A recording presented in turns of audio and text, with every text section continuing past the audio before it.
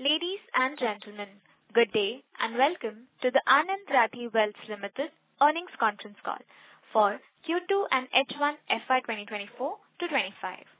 As a reminder, all participant lines will be in listen-only mode, and there will be an opportunity for you to ask questions after the presentation concludes. Should you need assistance during the conference call, please signal an operator by pressing star, then 0 on your touchtone phone.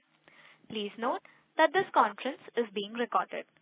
I now hand the conference over to Mr. Feroze Aziz, Deputy CEO of Anand Rathi Wealth Limited.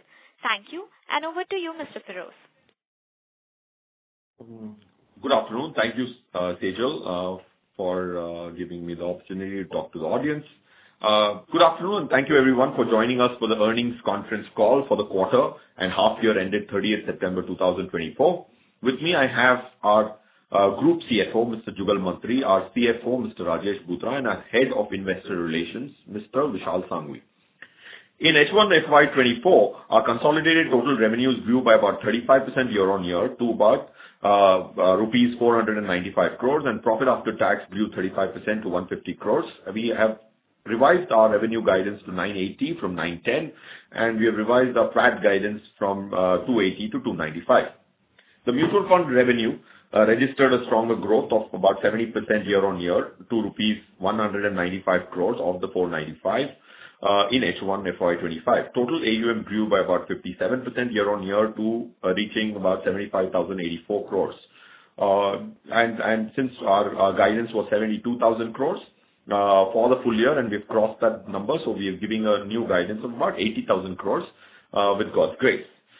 During H1, our total net flows registered a remarkable year-on-year growth of about 128%, reaching 5,700 crores for the 6-month period. Equity mutual fund net inflows achieved a year-on-year growth of about 64% to 3,116 crores. Share of equity mutual funds in the AUM increased to 55% from 50% the same time last year. Return on equity on an annualized basis stood at about 44.4% for the first half year of FY25. In alignment with our policy rewarding shareholders, we have declared an interim dividend of about 7 rupees per equity share for FY25. Now, in our flagship private wealth business, in the first half of FY25, we've added 1,066 new client families on net basis, bringing our total number of clients to 10,977. Our client-centric approach has resulted in 0.28% client attrition rate for the first 6 months of this year. We have added 63 new relationship managers over the past 12 months from September last year, bringing the total count to 374. We have had an immense pride in achieving zero regret RM attrition for the 5th consecutive quarter, which is about 15 months period. No regret RM attrition. Regret RM, by which I mean any RM which has crossed 40 crores of AUM has not left us in about a 15-month period. Digital wealth businesses, which is a B2B2C business, registered a growth of about 32% year-on-year to reach 1,826 crores. The number of clients increased 22% to 5,454. The OFA business, which is an abbreviation to Omni Financial Advisor, which is a SaaS platform, has 6,188 subscribers with platform assets of about 1.55 lakh crores at the end of H1 FY25. The mean of the year-on-year growth very distinguished the data, but a little differentiated data, so I want your attention. For the last 10 quarters, our profits have grown on a year-on-year basis. The mean growth has been 33.9. The median growth is 34.2. The standard deviation of these 10 quarters, quarterly growth, but the year-on-year growth is 4.5%. Our performance has been consistent and also market agnostic is the belief we have. How do we check market agnosticity? If you look at the worst Nifty performance after we've got listed was in the Q1 FY23, where the Nifty fell about 9.6%, which was April to June 2022. Our profit in that quarter on a year-on-year basis grew almost to the mean, which is 33.6. Now I will hand over the call to Mr. Jugal Mantri to take us through the financial performance of the company in more detail. Jugal sir, over to you. Thank you, Feroze bhai. Thanks, Sejal. First, let me speak about Q2 FY25 consolidated financial performance. Our consolidated total revenue for the Q2 FY25 stood at rupees 250 crores compared to rupees 189 crores in Q2 FY24, registering a 32% year-on-year growth. Trail revenue was rupees 106 crores, registered strong YOY growth of 69% from rupees 62 crores in last year's same quarter. Our profit after tax stood at rupees 76 crores, registering a 32% YOY growth compared to rupees 58 crores in Q2 FY24. Profit after tax margin for Q2 FY25 was at 30.6% as compared to 30.5% for Q2 FY24, which was slightly better. Now I will take you all through first half of FY25 financial result. The revenue for first half FY25 stood at rupees 495 crores compared to rupees 368 crores in H1 FY24, registering a 35% healthy year-on-year growth. Trail revenue was at rupees 195 crores, witnessing a strong growth of 70% year-on-year. Profit after tax also grew by 35% year-on-year to rupees 150 crores for H1 FY25 compared to rupees 111 crores for H1 FY24, and profit after tax margin was 30.2% for H1 FY25. So this is all on the financial number. Over to you, Mr. Vishal or Sejal. Thank you very much. We will now begin the question and answer session. Anyone who wishes to ask a question may press star and 1 on their touchtone telephone. If you wish to remove yourself from the question queue, you may press star and 2. Participants are requested to use handsets while asking a question. Ladies and gentlemen, we will wait for a moment while the question queue assembles.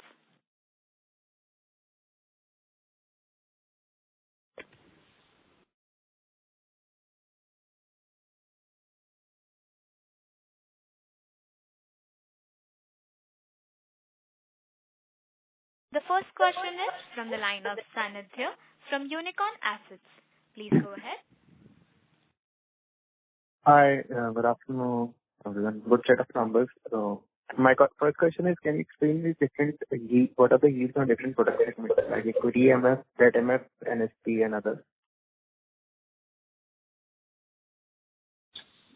Sorry, your voice was a little muffled. Yeah.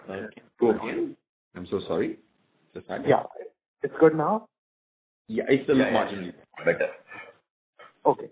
So, could you explain me on the yields on different products like equity MF, debt MF, NSP and others for us? Sure. The yields are on equity mutual funds about 1.0809% post GST. On an yield basis, yields are always computed per annum. So if you look at the yields of all the matured structure products, which is greater than 1500 over the last 12 years, the yield has been 1.17% calculated per annum on average assets on structure products. And then coming to debt is about 0.43 post GST is the yield on the debt funds. Okay. And what's the part that others include? The others is practically raw material because we believe in these three instruments, largely equity mutual funds and structures, which is what intergenerational wealth is all about. Debt is also a smaller portion. Others is just our assets which are in custody now as raw material for its alignment over a period of 6 months, 1 year. So others is something which we don't track the yield because that's not what we recommend, but those are broker code transfers of PMSs and all products which are in pipeline to get aligned into the three products which I stated. Thank you. The next question is from the line of Lalit Deo from Equirus Securities. Please go ahead. Yeah. Hi, sir. Good afternoon. Congratulations on a good set of numbers.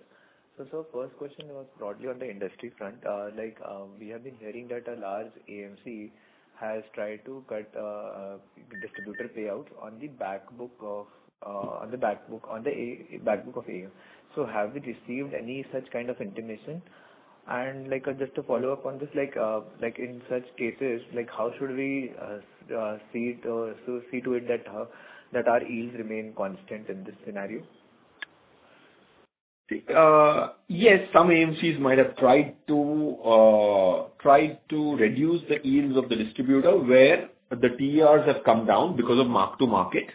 But since we are the only wealth management outfit in the country for sure, which uses only equity mutual funds for long only positions. We have not sold one PMS, we have not sold direct equity, we have not sold AIF long only.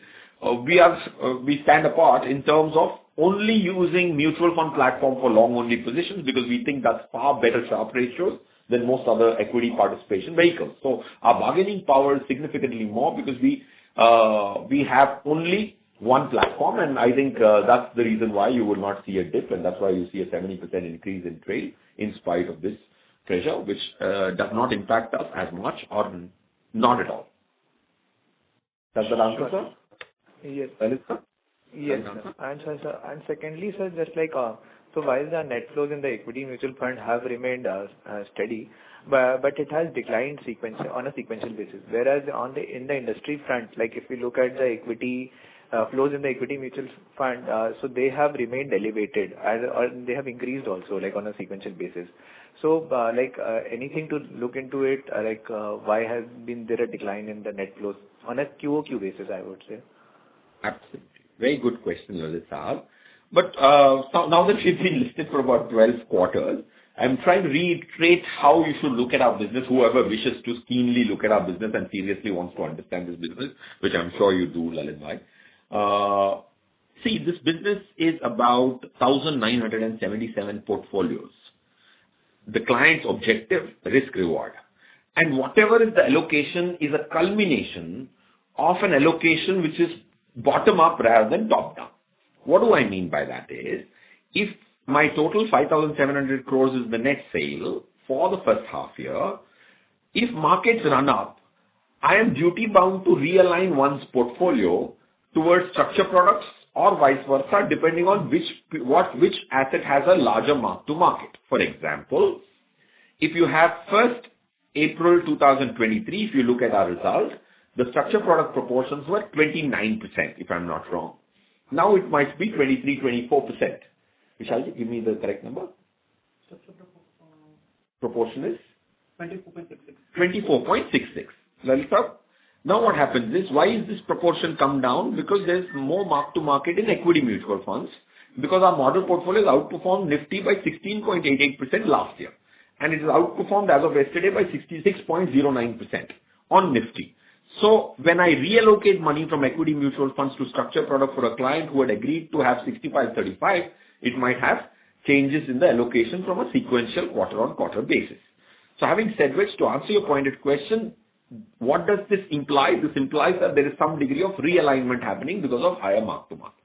So you should look at, if you look at my net sale, which is what we were aspiring to have 1,000 crores per month, did we get there? The answer is no. We got somewhere close to that, 5,700. Ideally, I would like to see this at 6,000. Does it answer, Lalit bhai? Yes, but that would be on the overall front. But I was more talking about from the in the equity segment itself, like the equity mutual fund scheme itself. Okay. Now, let me further elaborate for 30 more seconds. Now, if I am at 24.66 of structured product, if the agreed allocation is 29% before the mark to market, that implies that 4 to 5% needs to move back to structured product, right? If I have to restore the allocation of 1st April 2023 with a specific client.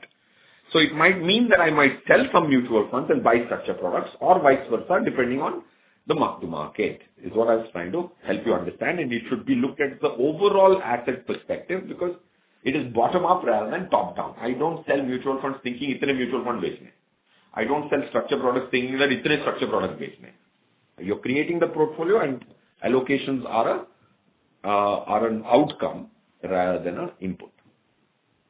Right, sir. And so just last one data keeping question, like in this quarter, like what has been our primary and secondary issuance in on the structured product side? Jugal sir, would you want to take that?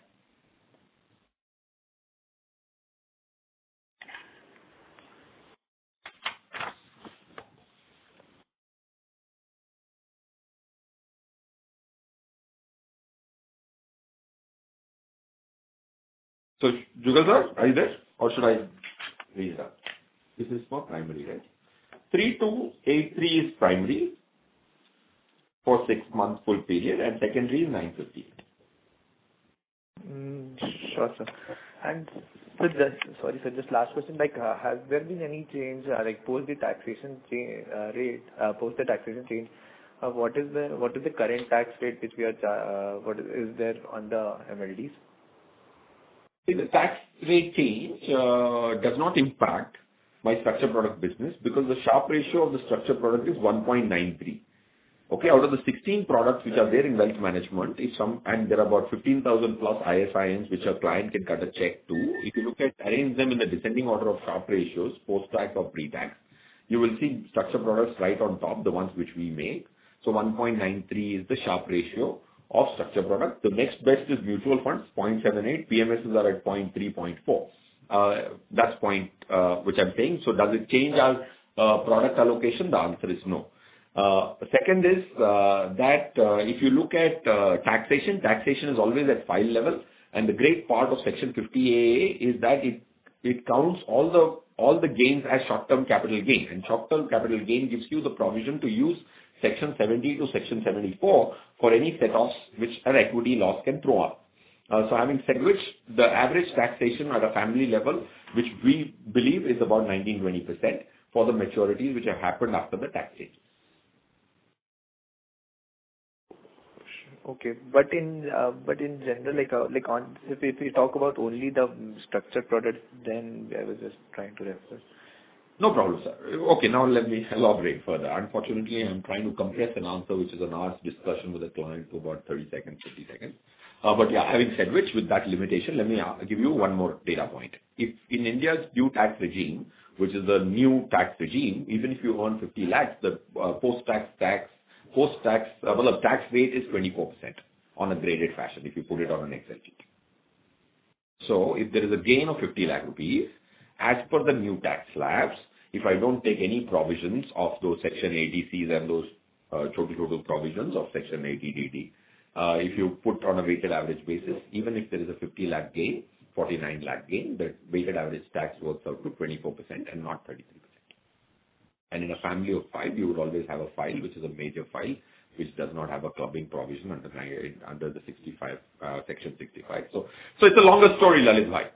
So as a standalone also, it's not something which can be at a product level, it's at a file level, including all provisions at a family level. That's the point I'm trying to make. So I can take this one-on-one in a meeting or something like that and help you understand what does Section 65 say, what does Section 94 subsection 8 say, what does Section 70 to 74 say, Section 112 say, and 111 say. Sure, sir. Thank you, sir. This was very helpful. Thank you. The next question is from the line of Krishna from ULK. Please go ahead. Hi, am I audible? Yes, sir, you're audible. Thank you. Great to see that the numbers are spiking year on year. My question is not so much around the numbers, but it is around people management, if I may say so. I do see that for the last 5 to 6 quarters, there's been zero attrition in your organization. I don't think this is very intriguing for me to begin with. So, because when my relationship manager calls me from my bank, by the time I add him to my contacts, he's already switched jobs. So I don't know whether this is business as usual in Anand Rathi, but I find this to be a little fascinating. So would appreciate if you could give me some insights there. Sure, Mr. Krishna. Point one, yes. First, I would want to clarify, it's not zero attrition at a company level. We have 1,157 total colleagues at current point in time. The zero attrition is regret. RM attrition is 0 for 15 consecutive months. That's point one. Point two, we basically believe that RM is the easiest to retain because it is not, unless you do something wrong, RM does not need to start his life back from zero in a new platform. And we about 10, 12 years back, Rakesh sir, I and some of our colleagues had discussed why we quit the previous company. And then we realized there are about 5-6 reasons why a person needs to change a job. This is my third job, unfortunately. My first job was ABN AMRO. I spent 7 years, and there was a reason why I left ABN AMRO, because they told me to sell insurance, and I was not okay with it. So if you can make sure that those 5-6 items are not done in a company, then people don't leave, is our belief, and that's the hypothesis which is proved. Point one. Because an RM needs to convince 50 clients, 30 clients to come along, which is a tough task, especially when the client portfolios, if you look at our client portfolios, their Sharpe ratios for the last 10 years of my 297 largest client is greater than the best Sharpe ratio of another competitor. Okay, mathematically provable. So, Krishna sir, so what I'm trying to say is, this was regret RM attrition is 0, point one. Point two, RMs find it very difficult to restart life. Unless the organization is being very unfair, there is no reason why a Feroz as an RM should go to a new platform and rebuild life from zero. We just have identified those 5-6 things which industry does wrongly, and that we don't do. That's about it. We don't do anything extra. We don't do contests. We don't give RMs more than what is said. We don't give them less than what is said. We give them exactly the same formula from 2007 when Rakesh sir set up the bonus formula or the remuneration formula that's remained constant for 18 years, 17 years, which has not happened in the industry. So that's one of the key reasons,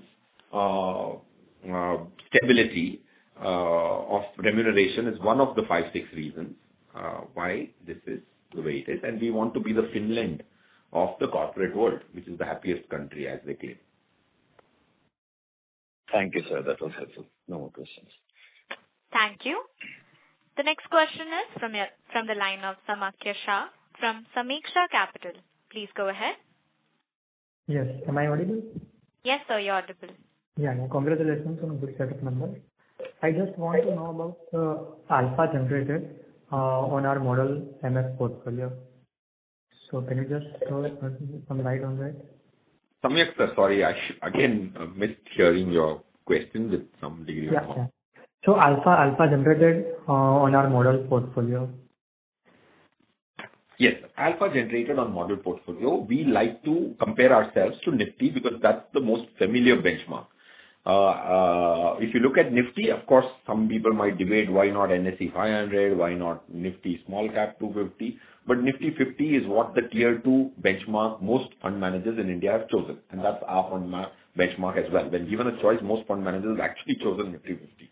Surprisingly, even small cap fund managers have chosen Nifty 50 as their tier 2 benchmark. Tier 1 is mandatory by SEBI. So coming back to now the alpha, first I gave you some color on the benchmark because the benchmark has to be something which is familiar. Nifty, NSE 500, my clients don't even know the levels of it.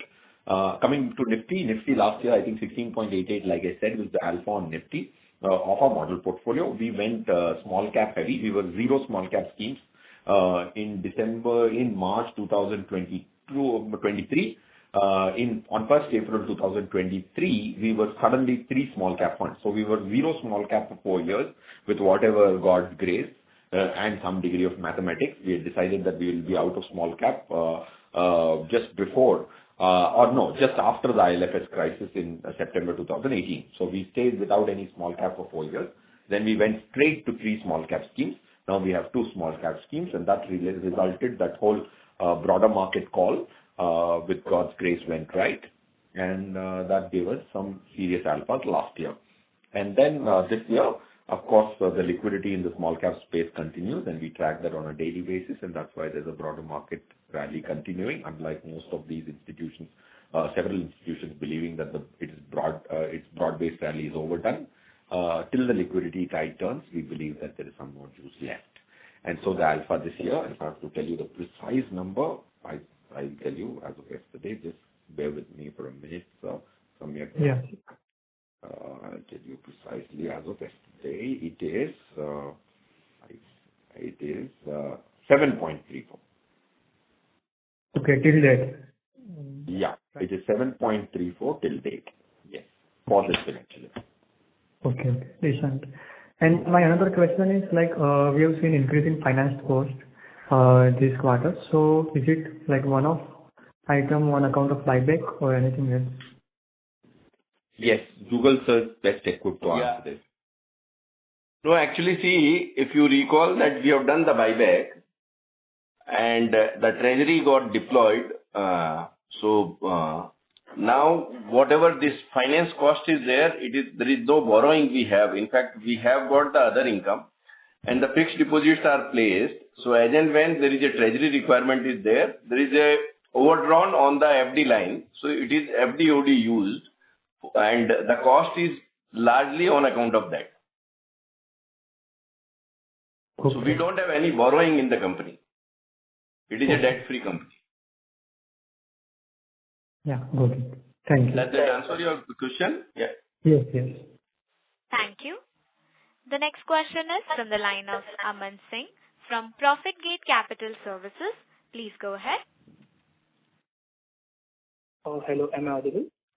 Yes, sir, you're audible. Thank you for the opportunity and congratulations on a good set of numbers. Sir, I wanted to understand, as you rightly highlighted, YOY decline on equity MF net inflows for the quarter 2 is due to the realignment of portfolio towards structured products. Can you give us the gross inflow numbers in equity MF so for a better comparison of how the book is growing and also for the market share that we have against the industry? Aman साहब, 1 second. वो एक जो industry की जो sheet थी वो दिखाइए विशाल sir, आपके पास. Aman, in the meantime, one of my colleagues pulls out precise numbers. Let me tell you. If you look at our equity mutual fund sourcing for the first half year, I think it's about 3,300. Now I'll tell you some industry numbers. Now here I have it in my hand. H1 FY25, the net flow in the category as per AMFI 3, right? Category 3 of AMFI, as it is mentioned in the website, which is the active managed funds. The total net flow is 2,03,994.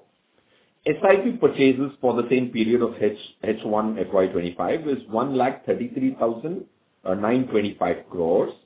Net inflows minus the SIP purchase is 70,069 crores. And Anand Rathi's number, is 3,116. And our SIP purchase is 310. Which implies that our net inflow in equity mutual funds for the same period of the first half year of 2025 FY is 2,805, which makes it a 4% market share in lump sum purchases and 1.5% market share including SIP numbers. Because we have not focused on SIP being an HNI platform, I think we've missed that opportunity so far. We have woken up to that opportunity and you will see SIP numbers going up. But if you look at lump sum purchases, 2,800 crores is what has come from ARWL on a total base of 70,000 for the industry. Does that answer, Aman sir? And sir, what would be the gross equity inflow market share, including SIP lump sum everything for H1? For the industry or for us? For us, compared to industry, the market share. Yeah, the market share is 1.5. 3,116 on a 2,03,994. So it could be net inflow market share, right? I am asking about gross inflow market share. Gross inflow, we don't track it at all. Gross inflow, it is next to impossible to track because there are a lot of switches and the realignment even within the equity mutual fund portfolio. So it is next to impossible to track the gross number. Besides the equity, what is important is that even the net inflow in the first half which we have is 5,700 crore in the products which are being distributed. Compared to that, we had net inflow of 2,500 crore. So in fact, the net inflow in our products which are being advised, it has gone up by 127% in the first half of this financial year. Right. Yes. So, as you explained in quarter 2, there was some realignment from equity mutual fund to structured products. So, was it across the categories in equity mutual fund, or you made redemptions from a particular category, like you did in small cap a few quarters back? Yeah, we release a new model portfolio every 15 months. Okay, then that's the realignment. Okay, the model portfolio is a lump sum. Now, the same 14 schemes I own, the same 14 schemes my largest client as an RM owns. So it is never going to be so transactional. Good. Okay. Got it. Thank you so much. And all the best. Thank you. Thanks for comments. The next question is from the line of Dipanjan Ghosh from Citigroup. Please go ahead. Hi, good afternoon, sir. So just on the guidance part, when I look at it for the second half, you have built in almost high single-digit sort of AUM growth guidance compared to 1H when I look at it, the accretion. But when I look at your revenue numbers, or even when I look at your PAT numbers, for the second half, you are building in tad lower than what you have achieved in 1H. Now, given that, OPEX structure probably might, when I now subtract and get let's say the OPEX number seems to be broadly flattish what you're assuming between 1H and 2H. So now, just on the revenue part, I mean, why would you kind of assume a relatively lower revenue number for the second half compared to the first half, even when you are assuming AUM accretion? So that's my question number one. The second question is now, when I look at your flows that you're getting into your business, just if you could give some color between flows from, let's say, the new customers and from the existing customers, what that breakup would be and if that has changed in the last year or quarter out there. And my last question is more from a structural perspective. I mean, in the segment that you're operating, do you see increased competition from some of the domestic boutiques? And if so, can that lead to some sort of maybe not immediate, but maybe a near to medium term pressure on the cost side? Great. So, firstly, from a guidance standpoint, sorry, I missed your name. Dipanjan. Dipanjan. Thank you, Dipanjan, for your question. Firstly, I think if you would have heard us in the past, we always try to undercommit and overdeliver. That's our principle, and that's the principle any business which is supposed to be in the trust business. To clients also, we try to undercommit and try our best to overdeliver. We don't show Sensex 2 lakhs and then sell equity. We show Sensex can go down every 8 months 10% and then sell equity. So one is the principle and the DNA which Mr. Rakesh Rawal, who is the CEO of our company and incidentally also our professional crew, has imbibed in us, is to undercommit, overdeliver.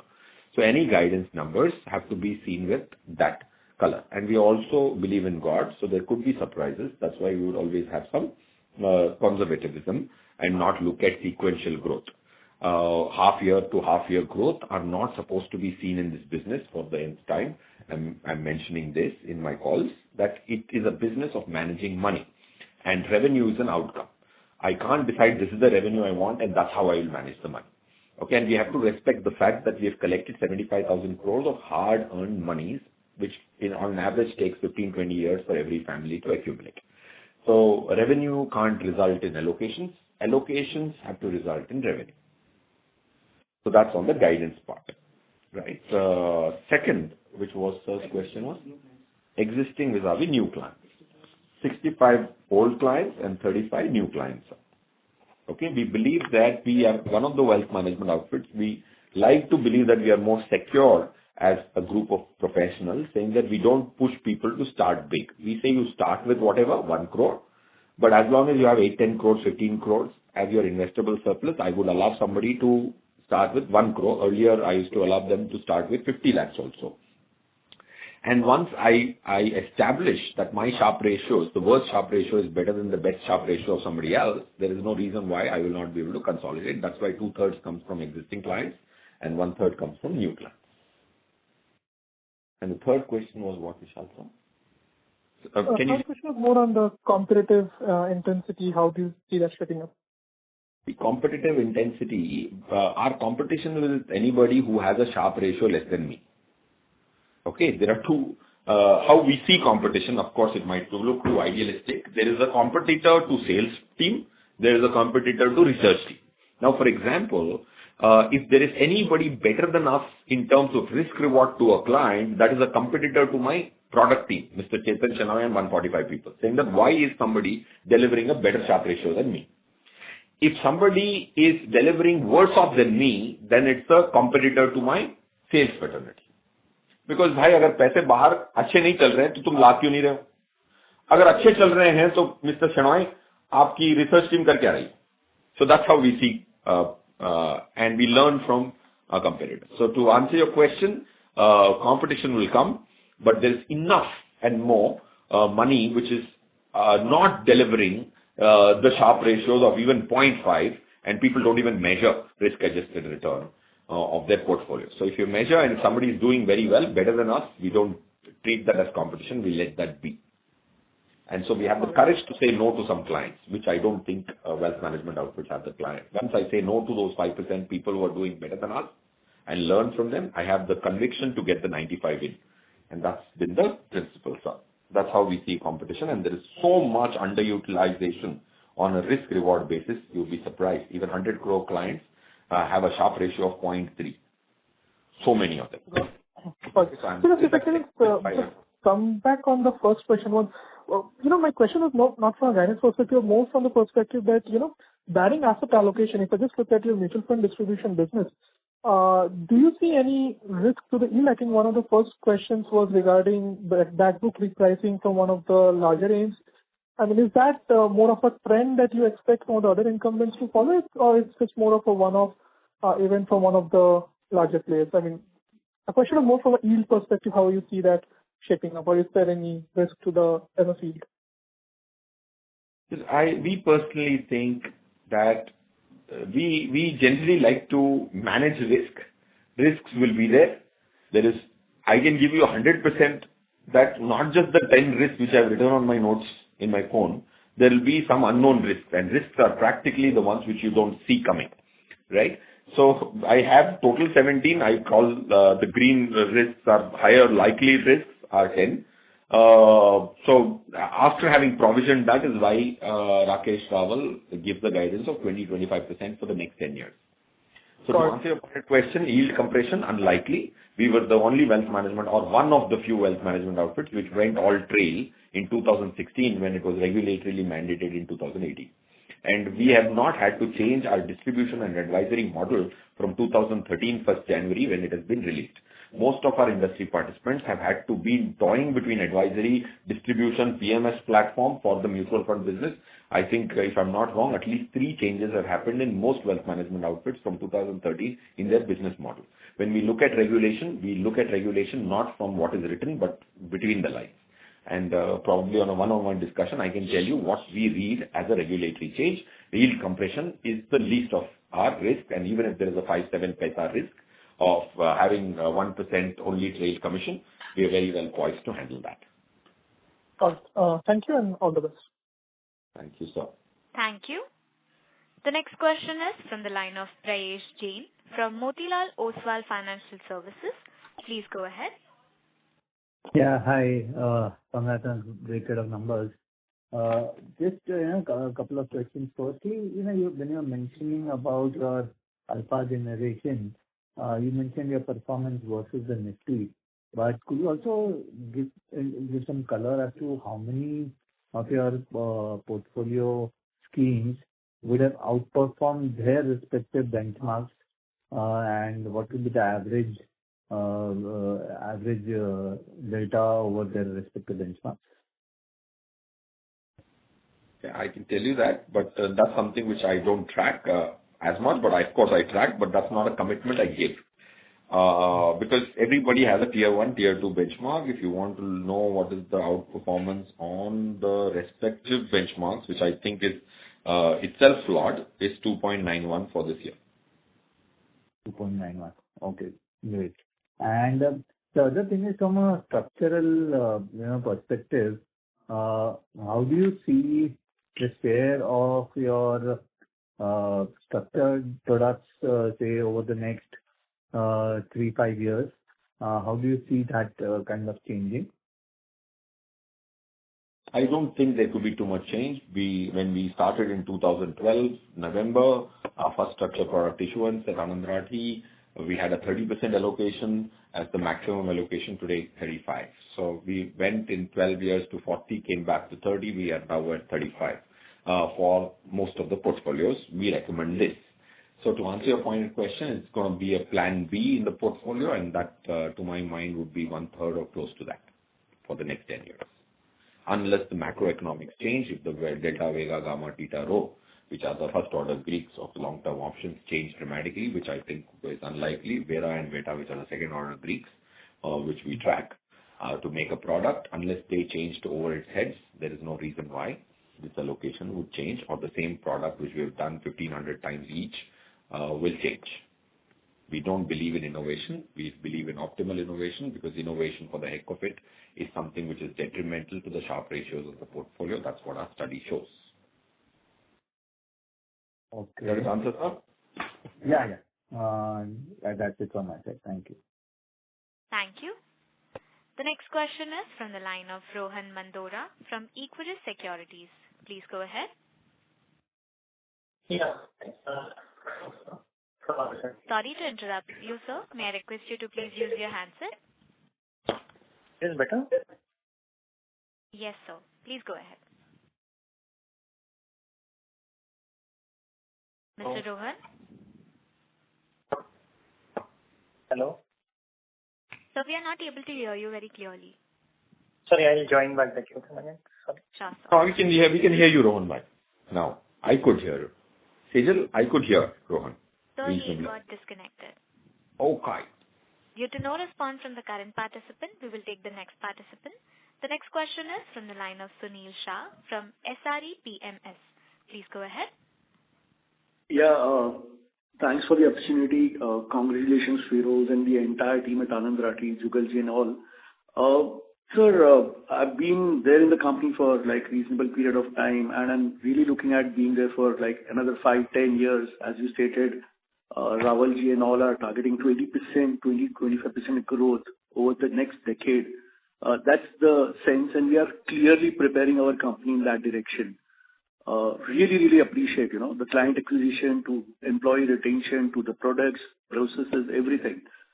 Sir, my only point is this one, and don't want to sound negative, but are we working or preparing for, or Feroz himself, as creating a proxy of Feroz in the organization? Because Feroz has been there for a long period of time and has all the firepower today also when I hear him speak. But my only that Six Sigma event or the Black Swan is Feroz kind of decides to move on or whatever. Are we preparing any proxy? Just an outlier, completely minus 3 Sigma event, but are we working towards creating any such thing? This is just one thought, because that's the only risk which I see in the company at this point of time. So just wanted to bounce this, just create some thought, and just want to hear your thoughts as well, Feroz. Thank you so much. Thank you, Sunil sir, for your question. Thank you to be our investor for so long in your PMS, right? Vishal sir. So, Sunil sir, see, मैं बोलता ज़्यादा हूँ और थोड़ा ज़्यादा appear होता हूँ, but I think I'm just a postman. To be honest, and I'm not trying to sound modest. Rakesh sir, who's a backbencher, is the person who's actually put the strategy in place. Segment was chosen by Rakesh sir. The strategy, mathematical approach was chosen by Rakesh sir, and his experience is what I try and articulate today. Like you rightly said, sir, I joined in September 2012, so I finished about 12 years. Now I speak like Rakesh sir, but he doesn't speak so much in the public, is why it is misconstrued that it's my language. Point one. Now I'll give you a little more tangible answers. This was just a disclaimer. And in 2015 July, I was chosen by Rakesh sir to be the deputy CEO, not from a purpose of a transition, because one of us can die, right? To be honest, right? A Six Sigma event, right? Not Six Sigma, it's a certainty that one of us will die sooner, unless we take the same flight and something happens. And so on a lighter note here, I've had a very strong, long chat. So, Sunil bhai, so what I'm saying is, अब मैं 9 साल से deputy CEO क्यों हूँ, right? मुझे तो मेरे media वाले दोस्त कहते हैं यार तू तो इतना खराब है कि तुझे कभी प्रमोशन ही नहीं मिलता. ऑन अ लाइटर नोट मैं बोलता हूँ नहीं भाई, मुझे प्रमोशन नहीं चाहिए. So we are two of us, point one, and not one.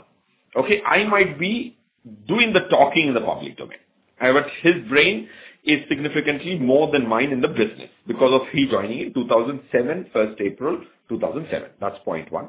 Point two, if you look at it, na sir, आप देखें हमारे जो unit heads हैं, okay, barring the last 4-5 hires, have been there for more than 12-14 years. My Hyderabad unit is taken care by Pratima, she's 17 years. Our Delhi unit is taken care by Manish Srivastava, who's 17 years. Adil came with us, that's again another co-head Delhi. So if you just went the second in line, the average period the unit heads have spent is anything more than 11, 12, 13, 14 years. We've hired 3 people from Karvi who came in 2015, 18, 19 and 16. So they would bring down the average because they've spent some period. Then coming to the product head, who heads this division of 145 people, which is the brain in the anatomy, if I have to draw up an analogy.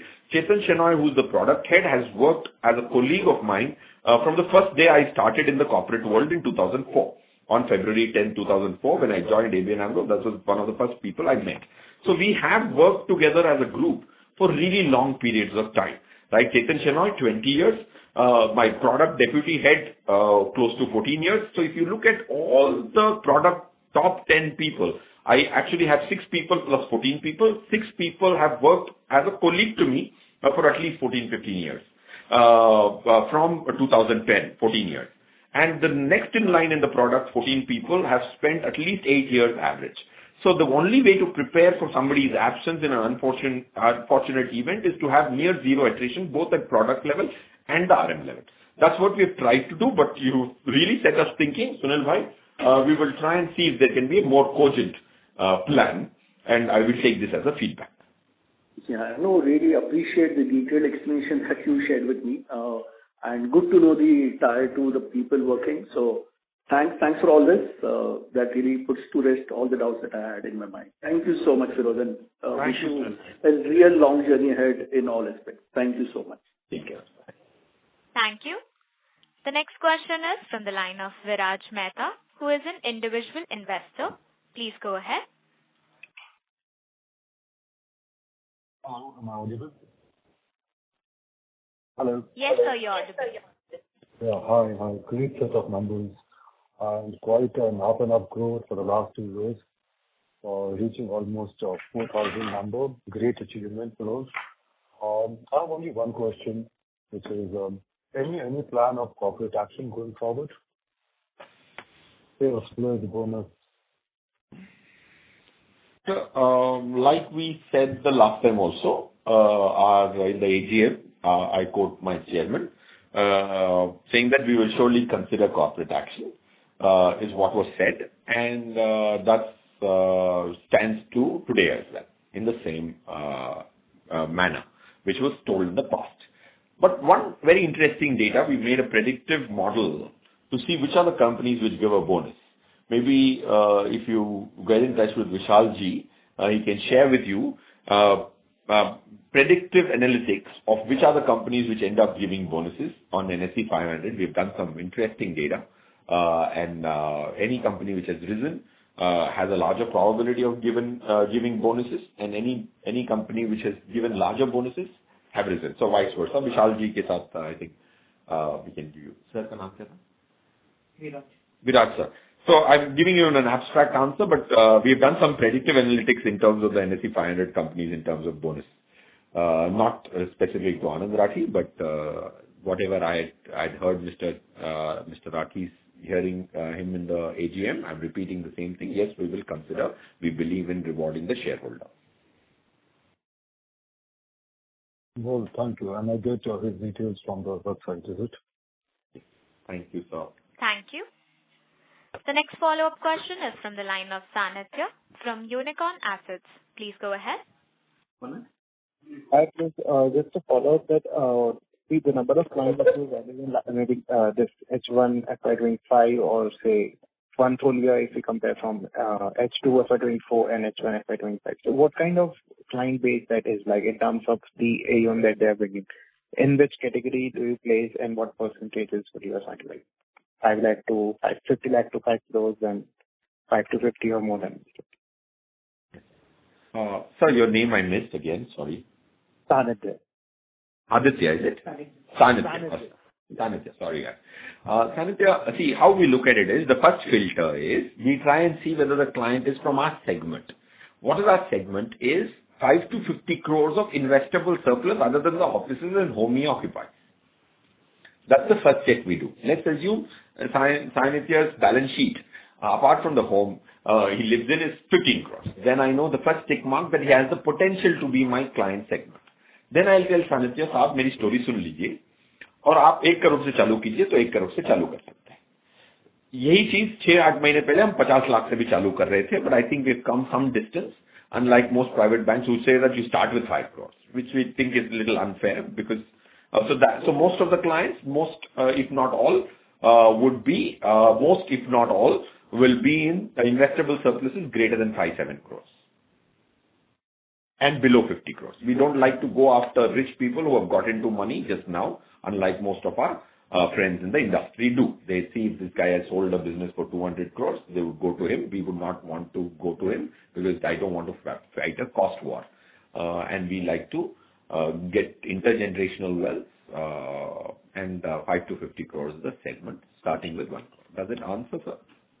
Yeah, that definitely answers. And what do you hear from those people? Like, what are their expectations in terms of returns? What are they looking for, really? Like, 5 to 50 is, I think, the best segment in the entire wealth management industry.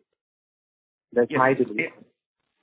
Absolutely. That's a good segment, provided I am building a business on the basis of math. So if you ask me, what do these clients have? They don't have clarity. Okay? That's why our business is taglined as uncomplicated. What is happening to a 15 crore client if I describe? He has put 5-7 crores in real estate. He's got 7-8 crores in financial assets distributed across 3 different financial advisors. One is surely going to be his bank. He is acting like a 2 crore client to 4 people. And that is resulting in people selling him products which may not suit his need. So what is their first requirement? They don't want it, but the need is clarity of objective. They don't want it. They want something fancy to start with. When we meet somebody, आपके पास नया क्या है? Is the first question. हम कहते हैं भाई हम entertainment के लिए नहीं आए, हमारे पास कुछ भी नया नहीं, वही घिसा पिटा 12 साल से चला रहे, राइट? हमारा ये मकसद है कि आपकी जो IRRs हैं and your beta is measured. Today, most of the clients at 15-20 crore balance sheet will not even know the beta of their portfolio, right? So what do they want? They want new products. What do they need? They need clarity of objective. They need clarity of mathematics. They need services which are peripheral. We have done about 6,000-7,000 wills, and most of the wills which we audit are incorrect, even if there are 500 crore wills. So we have done 7,000 wills. We have listed down 11 most popular mistakes. They need it, but they don't want it. So we have to create the need before we address it. So uncomplicated is only appealing to a person whose life is complicated, and you open his eyes saying that it's any complexity. I have seen portfolios, you would be surprised. 100 ISINs. Okay, 100 ISINs with a Sharpe ratio of 0.1. I have seen 92 ISINs with Sharpe ratio of -0.2. Right? So what do they need? They need some mathematics, and since this segment is filled with professionals respect mathematics because they have to present to the board as CXOs. So they work with mathematics a little more than a promoter does, because promoter is lesser answerable than a professional. I, as a professional, I am more answerable than my promoter. So that's why that segment is good, and we believe in mathematics. That's why our RMs, being introverts, do a good job, because they straight come to the point, throw the mathematics, and does not ask him what you ate last night or how was your golf game. Great. And do we do any insurance? Yes, sir? Do we sell any insurance kind of product? No. Great. On my head. Great. Perfect. Thank you. And investment-based insurance. Would we have sold some term plans or general insurance to protect his house? The answer is yes. Anything which is investment and insurance mixed, trying to एक तीर से दो निशान finance में नहीं होता, मुहावरों में ठीक. Yeah, exactly. Great. Thank you. Thank you. Ladies and gentlemen, you may press star and 1 to ask a question.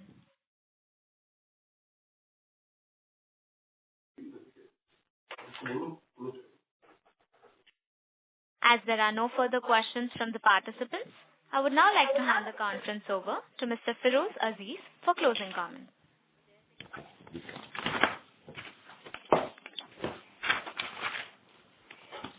I'd like to thank everyone for being a part of this call. We hope we have tried our best to answer the questions to our ability. If you need any more information, please feel free to contact Mr. Vishal G. Sangvi, our Investor Relations Head, and our Rajesh G. Bhutra, who's our CFO for decades.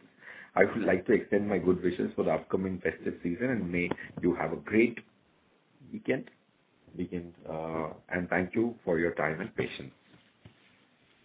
On behalf of Anand Rathi Wealth Limited, that concludes this conference. Thank you for joining us, and you may now disconnect your line.